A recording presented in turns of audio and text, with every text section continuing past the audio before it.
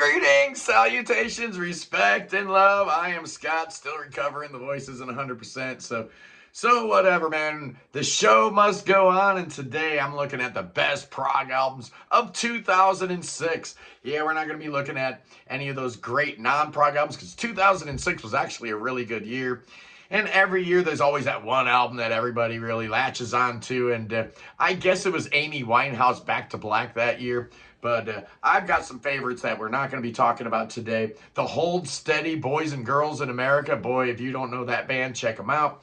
TV on the Radio dropped Return to Cookie Monster, or Cookie Mountain. Wow.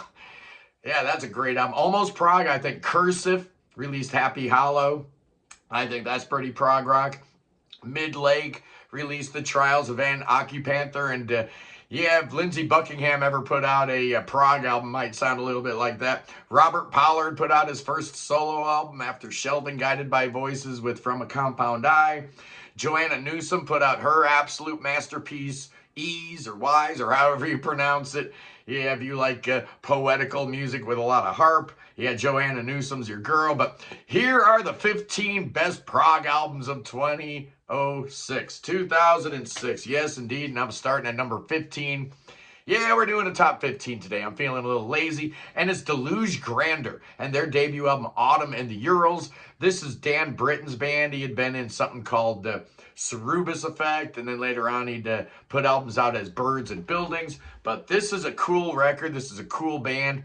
Kind of a symphonic band with some Rio and Zool thrown in there, so you hear a little Magma along with your Genesis. It's a little weird, but you know, it's like you take a symphonic prog album and just hit it with a weird stick and you get Deluge Grander. Very cool. The album starts out with a 27-minute long epic called Inaugural Bash, which is just amazing. Gives you a really good idea what this guy's universe is all about. At number 14, we're going to Norway and Panzerpappa with their fourth album, Coral Reven's Klagesang. I have no idea what that means, but I love Panzerpappa.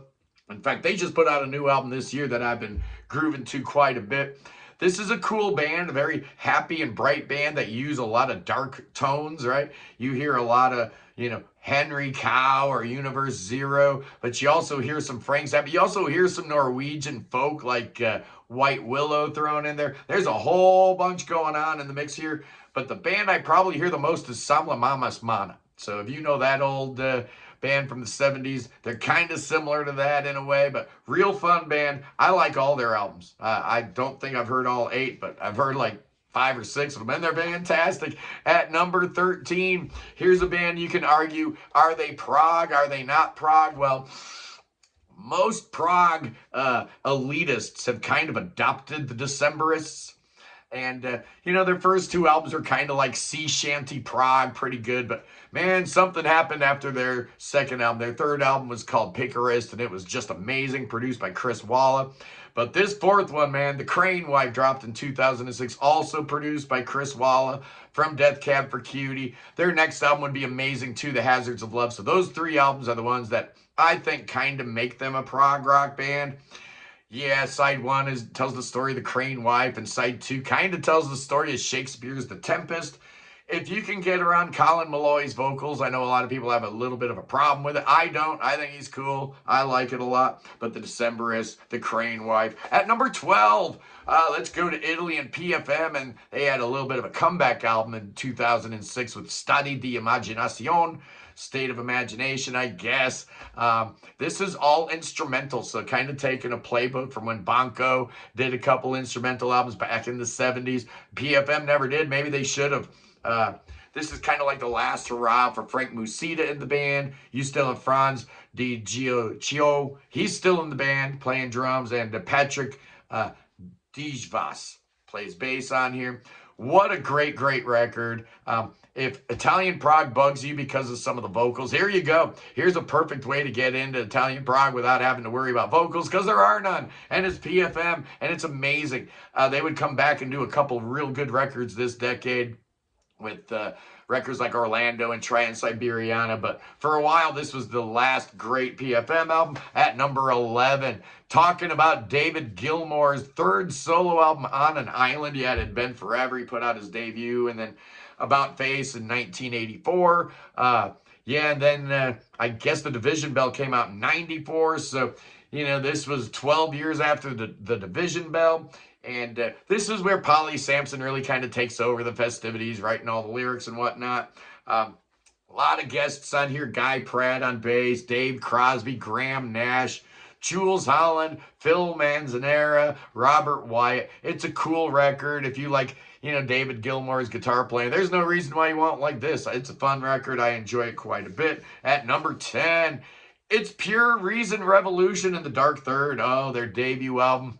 They put an EP out that kind of got people all excited. Then they dropped this, and everybody thought it was going to be huge, and it kind of wasn't. It didn't sell as good as they thought it was going to, creating some upheaval in the band, and you know, kind of throwing them for a loop that they didn't recover from for quite a while until their last couple of records, which have been fantastic. But this is John Courtney, Chloe Alper, Gregory Jung. Chloe's not in the band anymore. I guess she's on a little bit of hiatus.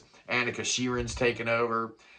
Robbie Kesavarm's in the band now. So who are Pure Reason Revolution? Well, they're kind of space rock, kind of psychedelic, kind of like a modern take on Pink Floyd or Eloy on steroids, or, you know, Porcupine Tree without Steven Wilson's ennui.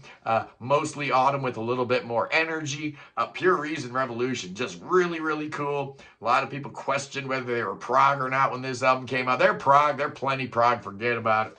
You know it, I know it. At number 9, it's the Mars Volta and Amputecture. This is their third album, coming hot on the heels of two absolute classics, Deloused in the Comatorium and Francis the Mute. People didn't think they could retain that level, and they kind of don't. Maybe this album's not quite as good, but I love it, man. I think this record's really, really great. It's got John Frusciante from Red Hot Chili Peppers playing on most of this record, along with Omar Rodriguez, Lopez, Cedric Bixler, Zavala, and John. This was John's last album on drums, but we get Paul Enoho's back. He was the sound manipulator for At the Drive-In and Sparta and all that stuff. Produced by Rich Costy. We're going to have a second album on this list produced by him.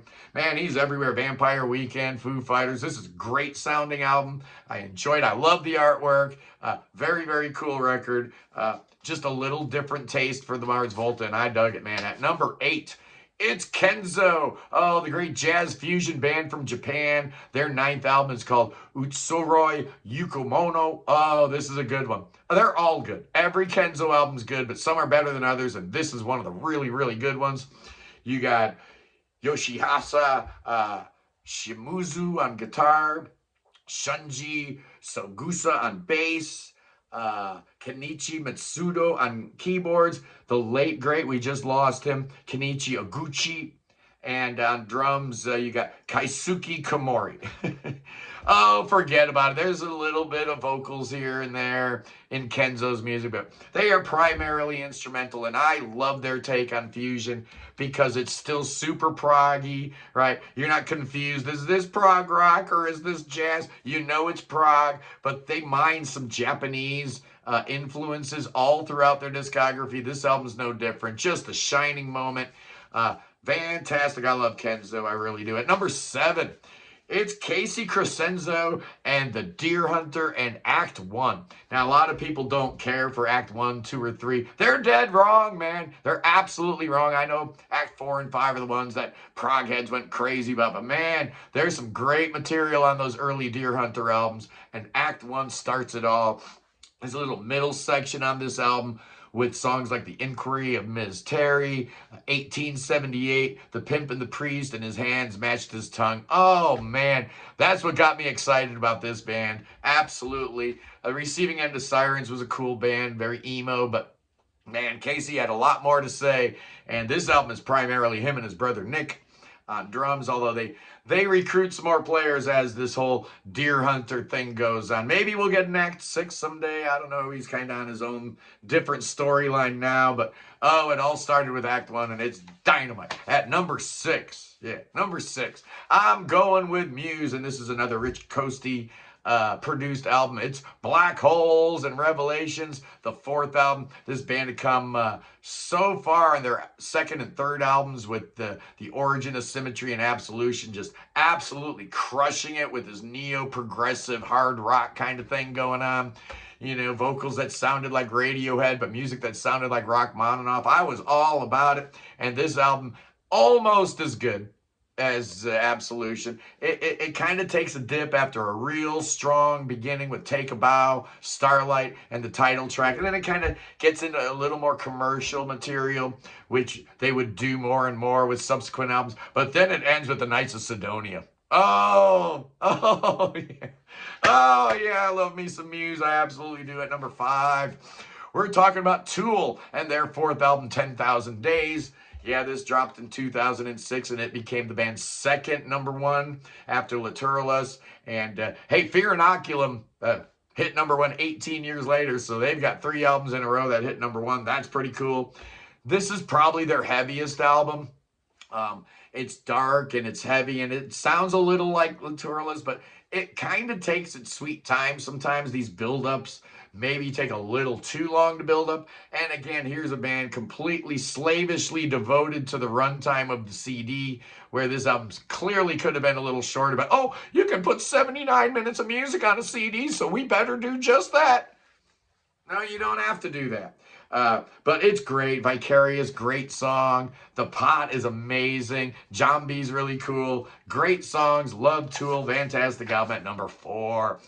Oh, it's the Flower Kings and their 9th album, Paradox Hotel. This is yet another double album. Probably, you know, their double albums are where I think people have some problems with them and start throwing around that word filler and stuff like that. Yeah, there's no filler here. What we've got here is a little bit more of a democratic version of the band, where Roy Stoltz letting some other people write some songs. Thomas Bodine writes a little bit here. Jonas writes a little bit. Hasse writes a little bit. This is the only album with Marcus Lilliquist on drums, and he's amazing. He appeared on that John Anderson, Roy Stoltz album. He's also now apparently going to be the full-time drummer for Steve Hackett, so congratulations to Marcus.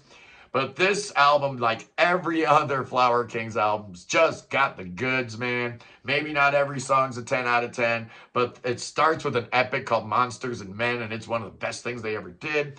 Hit Me With a Hit. I absolutely love that song. What If God Is Alone? Blue Planet. Really, really cool record. Love me some Flower Kings. Absolutely. At number 3, we're going to France and Nemo with C Part 1. Oh, this was the band's 4th album, and the first one where JPL, Jean-Pierre Louboutin, really kind of figured it out. This is where Nemo kind of became Nemo. They put out a Part 2 later, and then put out some incredible records after that, like Coma and Revolution and Barbas.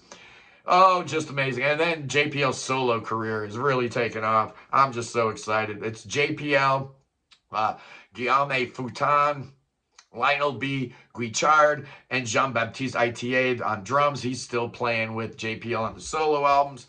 But this album is marketed primarily for me because of the epic that ends the thing, Apprentice Sorceress, 20-minute epic, just amazing. You guys know how much I love JPL, and this is one of his better records. At number 2, I'm going with Frost Milliontown.